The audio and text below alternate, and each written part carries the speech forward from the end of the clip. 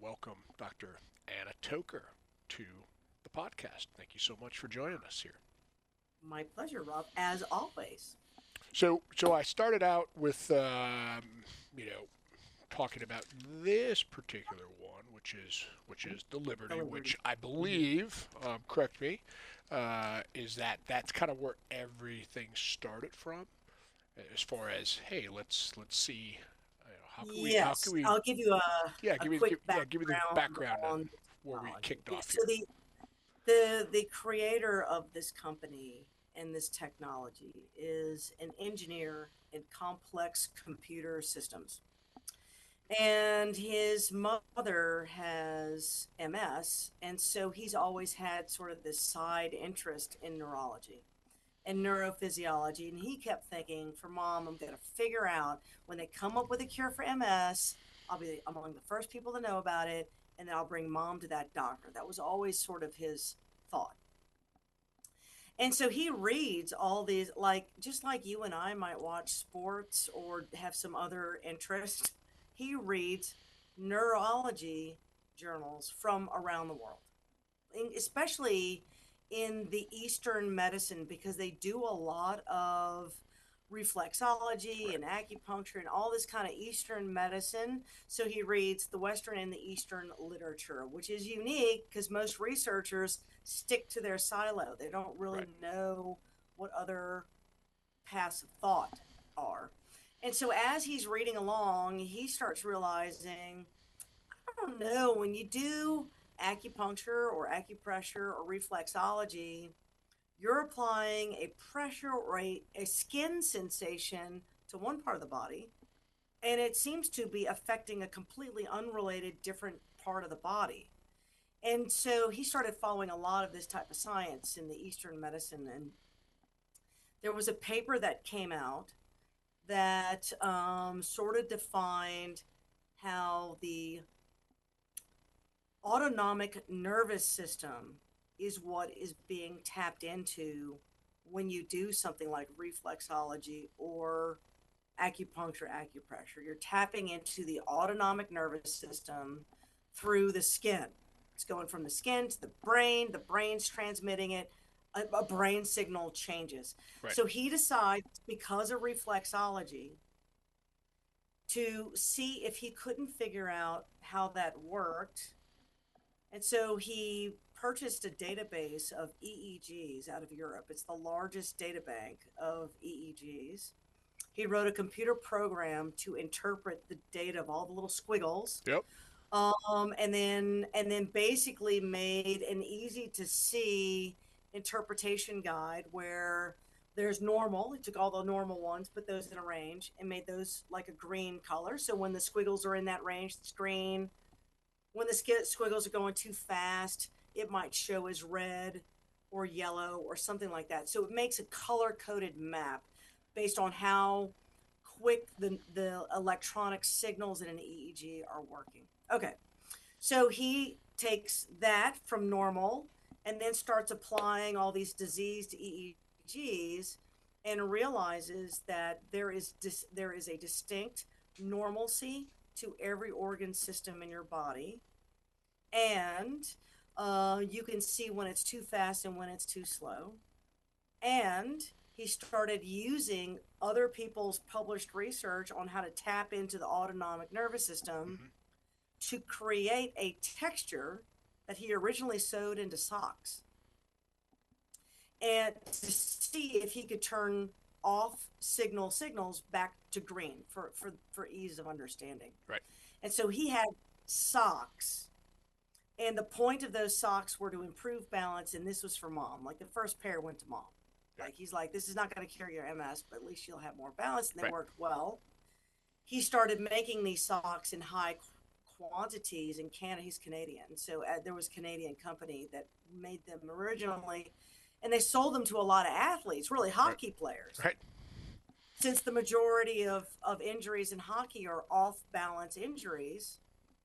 So they made these socks as athletic socks, believe it or not. So they had older people wearing them, and then they had the young kids playing hockey wearing them.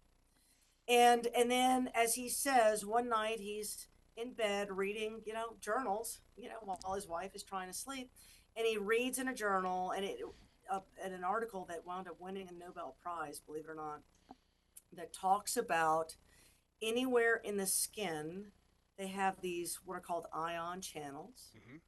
And ion channels are the way cells communicate with each other. So just think of them as like little on off buttons, you know, for a light switch, for lack Right. of better Right. words. Each cell has these little channels.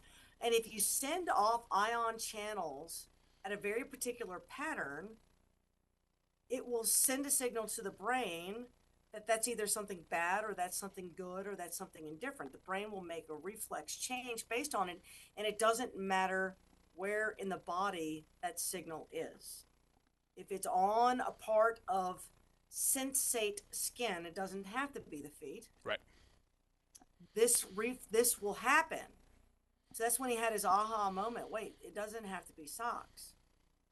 It could be like just a patch. You just wear it when you want to, right? Patch. Right. Yeah, exactly. A little Right there. Band-Aid patch, Can I see right? it? Yeah. So, and I keep one on my hip, and I'm not going to show you. On my hip. But then he also started experimenting in how many other parts of the brain can you tap into. So when you tap into the most rudimentary aspect of the brain, right up the brain stem, the medulla of the brain that's Right. right next to the cerebellum. So you're going to capture both the person's ability to balance themselves, but you're also going to capture the very most central aspect of the cranial nerves, including the vagus nerve and the autonomic nervous system. So that first patch was essentially a peel and stick sock, for lack of better words. And it is designed as almost like the Control Alt Delete for crazy brainwaves. It just gets everything back to normal. Now, the second you take the patch off, you go back to Looney Tunes if that's what it is. But so if your balance is off, when you put the patch on, you can see an EEG change within 10 seconds, 5 to 10 seconds. And the patient can demonstrate an improvement in their balance and spatial perceptions while wearing this patch. You take the patch off, wait 10 or 15 seconds, the effect is gone. So it's not a placebo effect. You can demonstrate it with the EEG, and you can demonstrate it with a physical exam, essentially. So now he's taken that concept and expanded it to other aspects of the autonomic nervous system. So Right. there's one for anxiety, there's one for focus, there's one for skin circulation to give you kind of a glowy skin. There's one for men for testosterone, erectile dysfunction kind of a thing. Women are too complicated. He said more than one patch would be required. But for men, it's just one pathway. So if there's one pathway, you can buy a patch, stick it on your skin, and improve it. Now, if you're someone who, let's say, for example, he has one for sleep. You wear it at night to sleep. It's not going to make you sleepy. You could wear that patch and walk around. It's not like you're drunk. You're not going to feel off kilter. If you're someone who doesn't struggle with sleep, you're not going to recognize that this patch has helped you anymore. If you're someone who's down in caffeine right before you go to bed, this patch is not going to override a chemical. Right.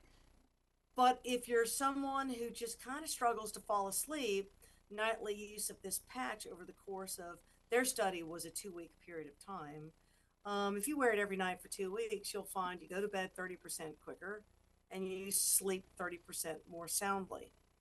And so it's like a chronic use, and it reorganizes the pathways in your brain that are responsible for sleep. So that's just the sleep example, but it happens in all these other pathways. He has a pain patch. I don't know if you saw that paper, but I did. so it's all the same. Yeah. So 80% of people's chronic pain comes from the central aspect of your brain and the amygdala and this constant rumination over ouch that hurts, and this patch just tells your brain Kind of. to stop to chill, stop that constant rumination over your pain. And so 80% of chronic pain can be removed with one of these patches. So it's fascinating technology. There's no drugs in it, there's no batteries required. It doesn't look like it's doing anything. You're wearing one. It's like a band-aid, It is. right? Yeah. And so the motion of your skin is what trips off the ion channels. Now I will say this: those ion channels are also required for immunity. So the way your body talks to itself, that oh, there's a viral invasion or you're allergic to something, is with these ion channels. So he does have a patch that will improve your brain's control over the immune system. It's called the Defend patch. And so that's the kind of thing I travel with This one right personally, here. because it'll keep you, yeah, it'll kind of, like it's not antibiotics. Right. You're not going to cure TB with that, but it will optimize your immune system. So when you're traveling, you're less likely to get like some form of airborne illness when you're traveling. The reason I bring that up is not just because that's a cool fact, and he has a patch, but if you've got a patch that's stuck really well to your skin and you just rip it off like a band aid, it will cause a cellular immune response that lasts for days. And I don't know if you've ever gotten one of those hickeys from one of these patches. It's one of the complaints that people will have about the patch. They'll take a patch, especially the sleep patch, Hmm. because it's stuck on for 10 hours and you wake up and you peel it off. If you peel it off too quick, you'll trigger a whole bunch of ion channels you didn't mean to, and it will call the immune system into the area and what can cause a little bit of a rash. That's not an allergic reaction. That is a bazillion ion channels all going off at the same time because you ripped it off your skin. So the company typically suggests use soap, water, get in the shower and let water get under it, and then it just peels right off, and you will never have that rash. So Okay. just as a FYI. That's important. That's an important FYI Yeah. because some people will get that rash and think, "Oh my God, I'm allergic to it," and they'll stop Right. using it. Right. And it might But be. there's no contraindication to that. You can be pregnant, you can be old, you can be a child. Any medicine, it doesn't really matter. This technology, if you can feel in that part of your skin, it can work. For the NFL, he has an athletic patch called the Victory Patch. He puts actually in the mouthpiece for football players and in the helmets that touch their. You just need the smallest little piece of skin that has sensation, and it will send the signal to your brain. Doesn't have to be a glue on patch. And so he's always coming up with new and different ways to get that technology onto your skin. It's kind of fascinating. Where do you think it's going to be going to? Like, you know, This is my thoughts. So, and I do sit on the medical board. This is why you asked me to talk about the technology. But I sit on his medical board, and one of the things that we do is call each other up and ask each other nerdy questions. And in my opinion, both Eastern and Western medicine, to be honest with you, is very reflexive. A person comes to you with a disease, and then you offer a medicine, a poultice, an herb, a tea, whatever. And so it's funny because the Eastern guys complain about the Western guys writing prescriptions, and the prescription guys complain about the Eastern guys, ringing bells and shining lights in people's eyes. But that philosophy of waiting for people to get sick is consistent in medicine, which is why there probably are no healthy people. So the whole point would be, as a doctor, wouldn't it be nice if disease did not exist? And so it is possible for disease to not exist if you could do a couple of things. One would be to control the toxins in your environment. Now, that is very difficult to do. The second would be if you could control the human microbiome, which seems to be responsible for all human disease. And then if you could take the brain, which we use 5 to 10% of maybe, and keep it in a position of neutrality so it doesn't get off center. Jay, the owner of the company, sent me a paper the other day, which is kind of deep in the weeds, but it was interesting because, and obviously the person who wrote that probably does not know about his technology. What is interesting is a lot of these PhDs around the world, he would physically call, email, write, go visit in person, and without exception got kicked out of every single office because he's an engineer. He's not a neuroscience. He's not a doctor. He doesn't have a PhD. He's an engineer. They blew them off completely. They may not even know this technology exists. But so they were positing in this thing that interestingly, the autonomic nervous system can control all organ systems. Well, of course, Jay has already figured that out. This paper also said, interestingly, the EEG in disease states is different, and you can diagnose disease with an EEG. And of course, Jay already knows that.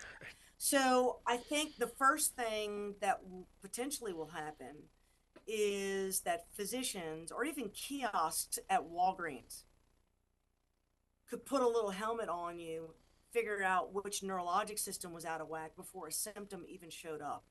Because as it turns out, these EEG waves occur to compensate for a disease process before you, the patient, can really recognize the symptom is there. So I think the first thing is you might have in airports and Walgreens, just like they got blood pressure cuffs Right. and little blood sugar sticks. You might even have a watch that does this, or a little baseball hat, whatever, because the mobile unit that he uses to demonstrate the effects is not that big. I don't know how much it cost, but it seems like step one would be diagnosis at an early state before damaged tissue occurs. Right. That would be ideal, right? The second thing is, could you possibly, after finding that area and getting it back to normal, could you potentially permanently control a person's microbiome? When the microbiome has been that's the bacteria in your intestinal tract, which, as it turns out, is probably in control of the origin of most diseases. So if your microbiome is not functioning properly, you've exposed yourself to a certain amount of diseases, and they can demonstrate that. They can give diseases to people through fecal transplants, which is why now that's so tightly regulated. You can prevent diseases with fecal transplantation. That's the microbiome. So we're working currently on a study to figure out exactly what texture would one need for the brain to talk to the microbiome, and to know that he's going to do a study where we run parallel EEGs with people with microbiome, and you can physically test the microbiome. Right. So once you've mapped everyone's microbiome and then you correlate that to an EEG, he ought to be able to figure out with he's the only guy who knows how to do this. Everyone else is guessing. He's figured it out. He knows it, and he won't tell anyone how he does it. It requires two supercomputers, but he's been able to figure that out, and he may be able to know, look, based on this but you could send in a stool study, and he might know instantly, I can guarantee this person has this problem based on that stool study. Here's the patch for you to fix it. So it goes kind of into the brain gut Right. parallel Connection. connection. So I think it has the opportunity, which is one of the reasons why he will never sell his product. Like, this represents an enormous threat to the pharmaceutical industry, because there may not be any medicines required going forward, right? So if you could do that, this is an over the counter that's not going to injure you. Like, if you took grandma's blood pressure pills and took all 30 of them, that might kill you. But you could slap 500 super patches on your body. It's not going to change anything. Right. One patch is all it takes to get you into normal. So it's a safer platform. The mentality is find disease early before there is disease. Once there's diseased tissue, yeah, what can a patch accomplish, right? Right. It's not gonna replace your surgery. It's not gonna prevent your cancer. What you're trying to do is figure out where in the disease process can you intervene so that you're less likely to need an operation, get a cancer, get a metabolic disease, an autoimmune disease, etc. Right? So I think the future of the technology is going to be that, and then that puts everyone's health in their own hands. And in an era where most countries spend half of their tax dollar income on healthcare dollars, yet people are sicker than they've ever been. Right. Doctors my age are retiring, en masse because we just don't get paid to do what we do for a living. And they're really not training the young doctors. I mean, I just saw they want to shorten medical school to 3 years, then do like a 1 year residency program. You're not a doctor at that point. You've gotten, like, that's crazy to me. But that's what they're doing with your healthcare system. So I highly suggest not waiting until you get sick to intervene. This You'll is, wind up, yeah, they'll get to a point where they just send you home to die. And that's what they do in some socialized countries, to be honest with you. So I'm excited about the technology in that regard because I think there's a lot of future, as simple as this stuff is, it's so highly complex. right. Your brain does all the work. It's fascinating. It's like alien tech. I'm convinced he was abducted by aliens. He says he was not. I'm convinced he was. That's great. So, what patches do you currently align yourself to? Because I think that's the biggest thing. And you made a statement is that if everything is correctly aligned, you really aren't going to see any benefit from it. Right, correct, exactly. You know, Right, so I'm a pretty happy-go-lucky person. So he's got a patch for depression called Joy yep. that helps people with depression. I could wear that. That is not going to change anything in my life. Now, I'm under uncommon amounts of stress. And like in a lark and in an experiment, someone asked me to wear a continuous glucose monitor. So I bought like a year-long membership to have one.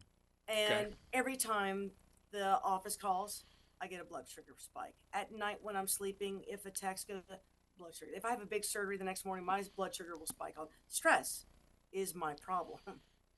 So I use a peace patch. That's the one I am wearing right now. I'm wearing two right now. One is a Liberty patch because that's your brain's central microbiome.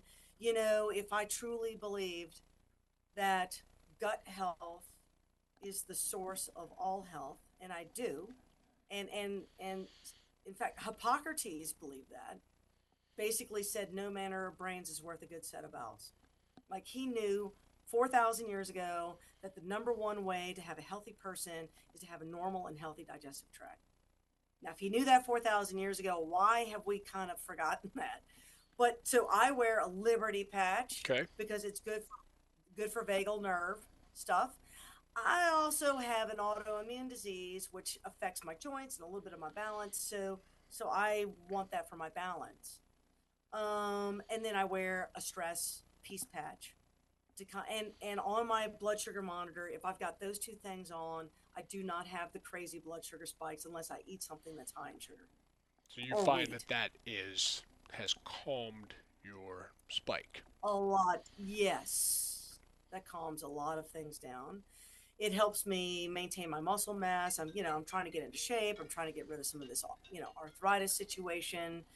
And for 2 years, I wasn't able to do any exercise. But between the freedom patch, which is for pain, so I wear that when I'm exercising so I can get like work that joint. My liberty and my peace. I mean, honestly, in the last 3 or 4 months, it's made an enormous impact. It doesn't happen overnight, obviously, because the human body doesn't turn on a dime. Your EEG will turn on a dime. The stress patch EEG looks the same when you wear it as if you took someone who's just been meditating professionally for like 6 hours. So if you took a monk, a Buddhist monk who's been meditating all day long, he can actually calm his EEG down, and you can do it in 5 minutes with a piece of plastic. So for me, I like the peace patch because it definitely makes me feel more zen. I do not. I'm too ADD to meditate. So for me, I find that to be You'd have to go the back best for one. more school to learn how to I meditate. can't do it. No, I can't do it. I know. So peace patch for me, baby. To me, that's the money. And I have told Jay, peace patch is the money, and it's doing much more than just alleviating the stress.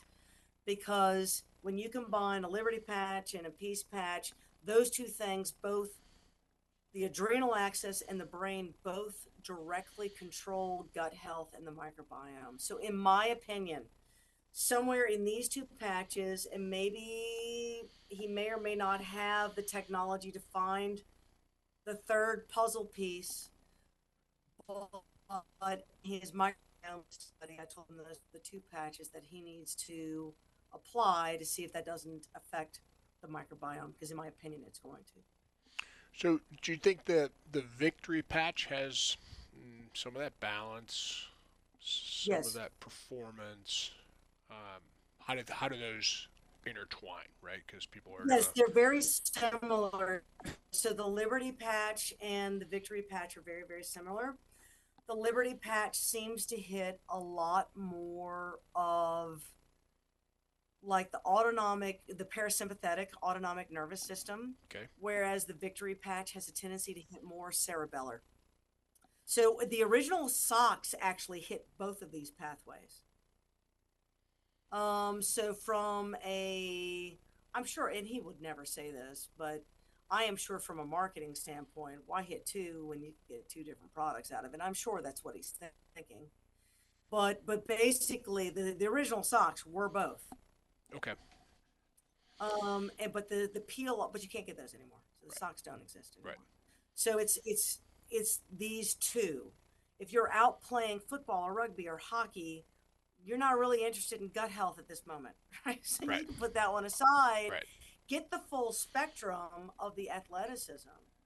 Like that is, I mean, the NFL players, Olympians, professional golfers, I mean, name a professional sport, they are all wearing these patches. Collegiate D1 athletes who want to be professional athletes are all wearing these patches. It improves their rate of speed, their rate of recovery, their reflex, their timing, and it just your athletic ability can be ramped. I mean, by 20 to 30%. And so there's a study coming out of University of Arizona where they use the football team as guinea pigs to physically demonstrate how this works on a football field. A lot of their other sports are just with regular people kind of doing exercises. Sure. So they took an entire football team, University of Arizona. These are top D1 athletes, and put them through the rigors to see exactly like you've got a prime athlete. Now slap this patch on. Now what does it do? Right. And Yeah. so that paper hopefully will be coming out, and I don't know the results of that, but that paper will be coming out hopefully sometime real soon.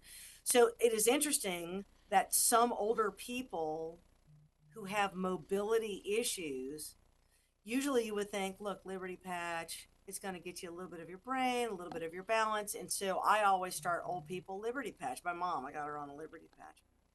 But some of these people who truly are struggling with athleticism might actually need a Victory Patch Sure. because they're trying. I mean, to them, getting out of a chair might be this Olympic event. Hmm. So you kind of have to, from a clinical standpoint, you kind of have to play it by ear. The danger of lay people using the patches is they try to associate, oh, if I have this disease, can I use this patch? It's not really disease specific, it's more of a symptom specific issue. And a lot of symptoms are as the result of multiple physiological processes that could be wrong. So the company has to be very cautious with what claims it allows people to make. I mean, it doesn't replace your doctor. Right. It may not replace any medicines, but he's got one that actually will lower your A1C, and he can't bring it to market because that claim is not allowed by the FDA. So all of his patches are FDA registered. They're not medicines, so they can't approve a non-medication. But it's a medical device like K-tape or an ACE wrap or Sure. braces and whatnot. These are FDA cleared devices, and so all these devices are FDA cleared. The one that truly he's done the study, and it lowers your A1C. So in other words, it helps maintain blood sugar control.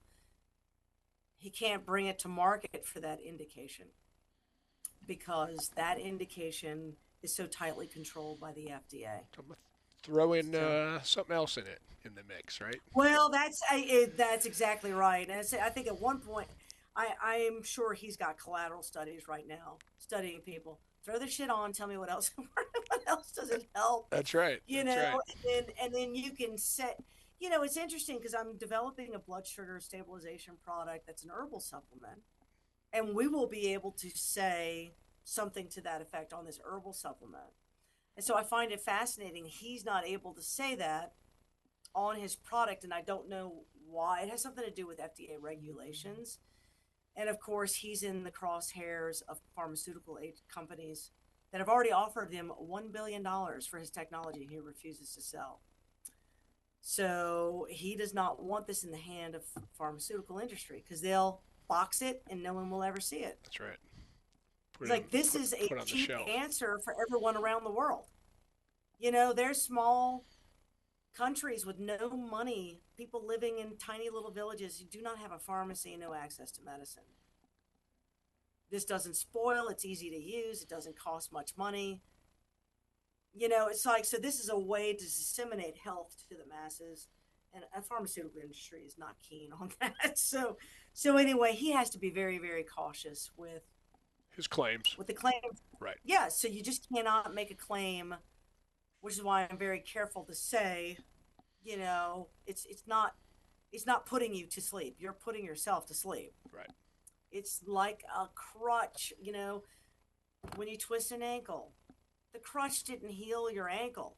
It just supported your weight while your body was healing the ankle. This is the same concept, except it's a neurologic crutch, for lack of better words. I don't know how else to say it. And you're not.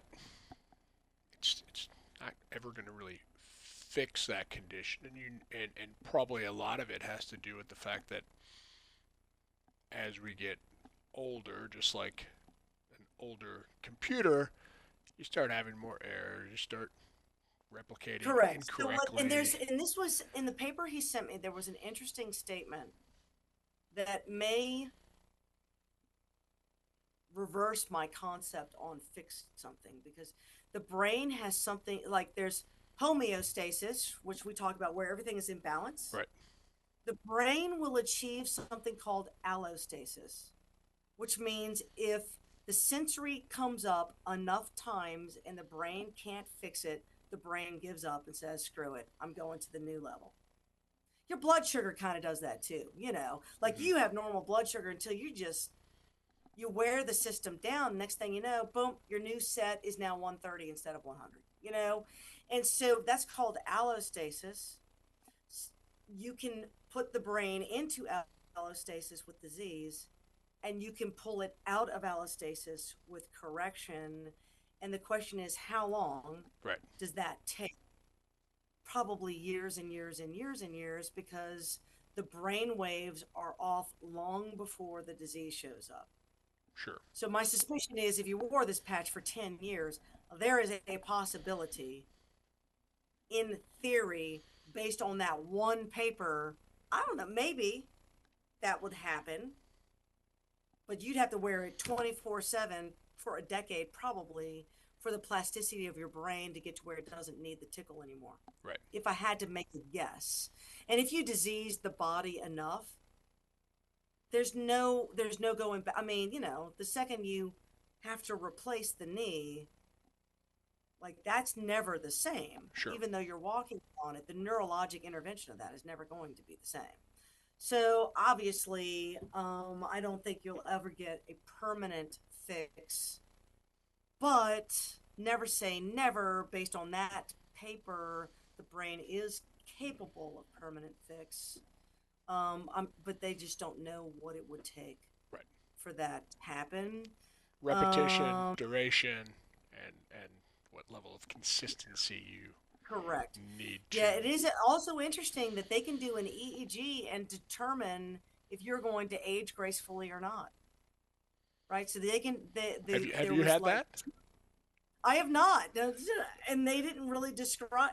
This is literally like 2 paragraphs where the guy starts talking very factually. So I don't know if that's it. There's 500 references. I haven't had the chance to go through all the references, but literally discusses that there is And it's fascinating. There's a part of your brain that's the me that knows that you're alive, right? Yeah. So there's the me factor.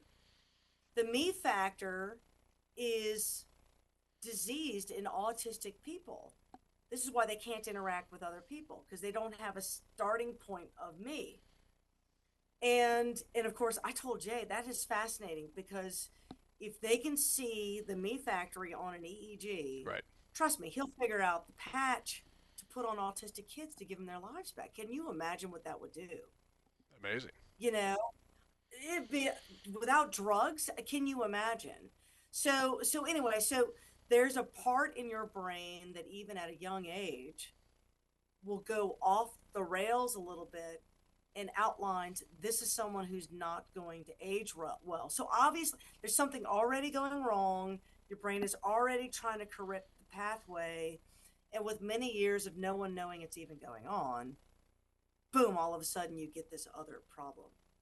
So the fact that that was written in a journal article means either someone theorized it, now go find it, or they found it and don't know what to do with it. Right.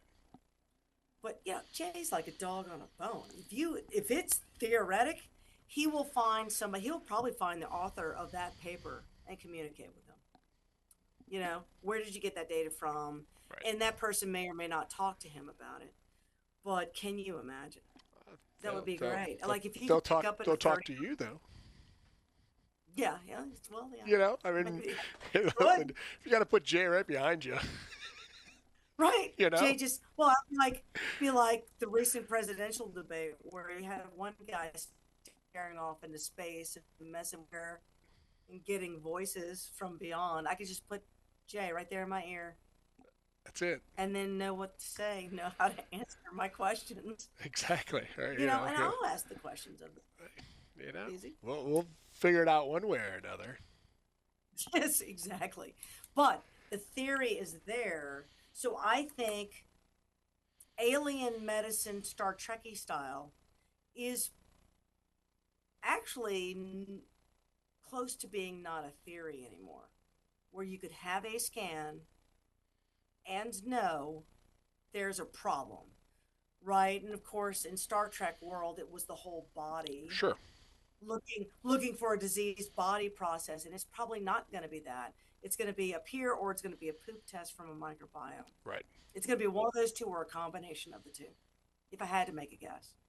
And we might be closer than that than you think. Well, I mean, if you Which think is if you think about it, you've got dogs that can smell out cancer way before it's even Exactly. detected, right? So, if we think, we're the smartest and brightest, Right.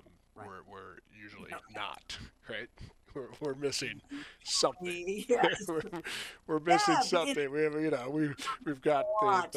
all these other things going on from a lab Yeah, or exactly. a golden retriever that can determine Yes. if someone has cancer Yeah.